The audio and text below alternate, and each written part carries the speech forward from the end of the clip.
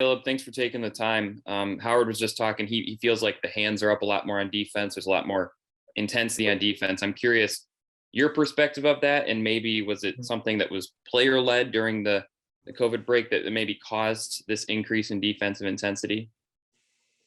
Yeah, no, I definitely agree with Coach.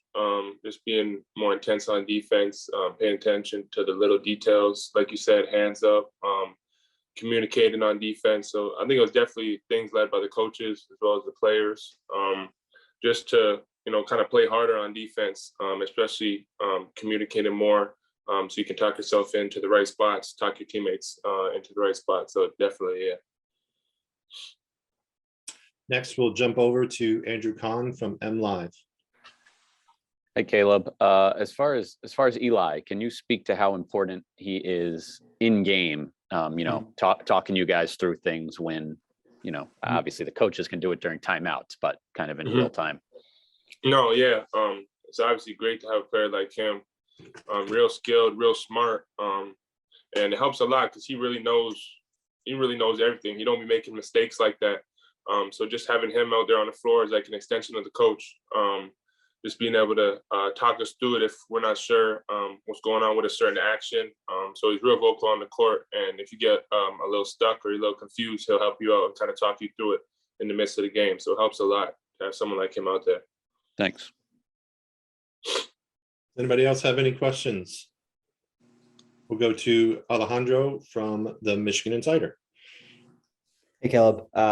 H again, he was just talking about Brandon Johns and how he hasn't necessarily been able to get all the way back up to speed, given that he's a veteran wing. What has his role been in the last couple weeks, maybe as from a coaching role from his perspective? Sorry, you said Brandon Johns? Yeah. Yeah, obviously he had COVID and stuff like that, so he's trying to get back. So just, I think for him, obviously it takes time when you're going through something like that. So he'll be back and he'll be good. So we ain't really too worried about that. He'll be good. Has he been a mentor or anything like that in any way to you, to Musa, to the other wings? Yeah, for sure. He's played in college for a while. So there's definitely things that he's been teaching us that we don't necessarily know or haven't really experienced yet. So it definitely helps to have a guy like that, a senior leader type dude, to really help you out on the sidelines, especially when he's not playing due to circumstances. We'll move over to Michael Cohen from the Detroit Free Press. Hey, Caleb, I think it was after the Minnesota game when in the next couple of practices, you guys said you really got after it 5-on-5 and the defensive intensity kind of rose to another level.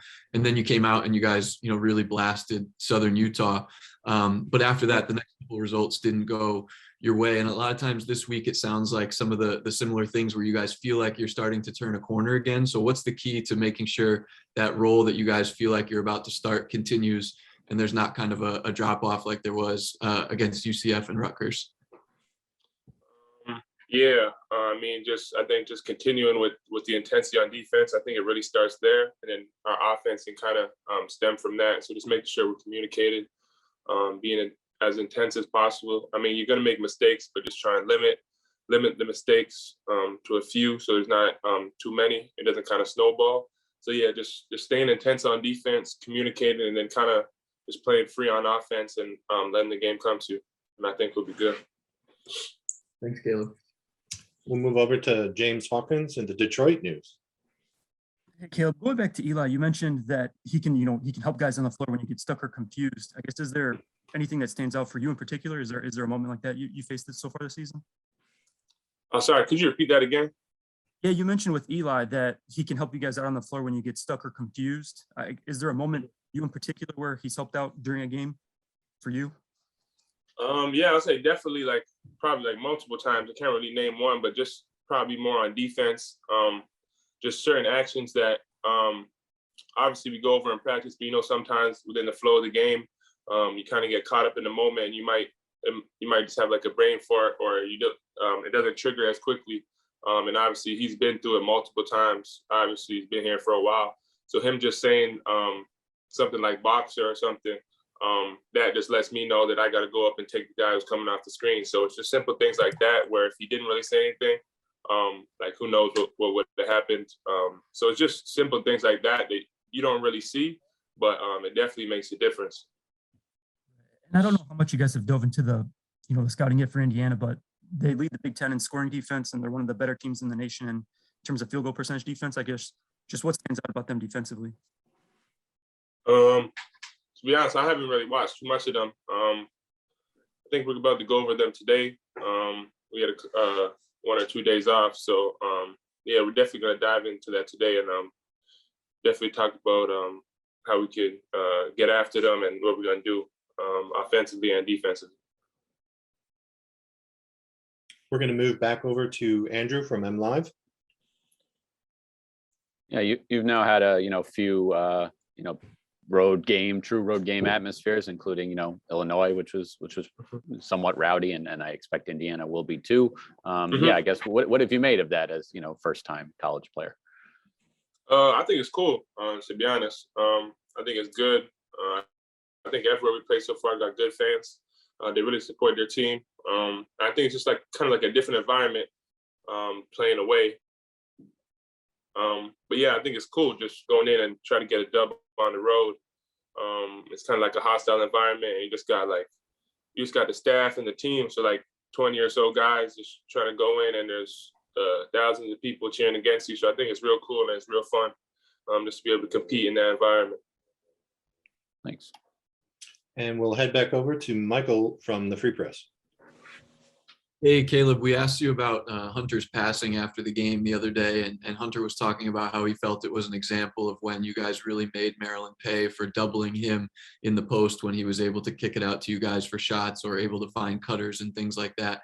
How different does it feel in a game when a team wants to double team Hunter a lot versus a team that is more willing to play him straight up? Does that make a big difference for the offense one way or the other? You're on mute. You're on mute, Caleb. Sorry, I just got kicked out. If you just repeat the question. Oh yeah, for me. no problem. After the game the other day, we had asked you about Hunter's passing and how he was able to find you guys out of double teams. And so my question was, how different does it feel for the offense when you play a team that is willing to double him on almost every possession versus a team that is more likely to play him straight up? Yeah, I mean, I think both ways it kind of works for the team, because I feel like if you're willing to play him straight up, more times than not, he's gonna score. He has a great post game. Obviously, he's one of the best scorers in college on the low block. And if you're willing to double team, I think we got a lot of good other players who can make shots.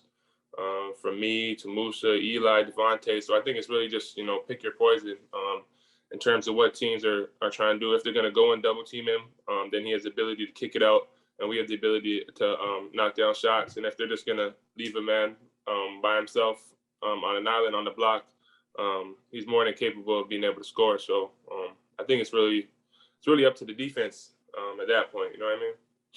Thanks, Caleb.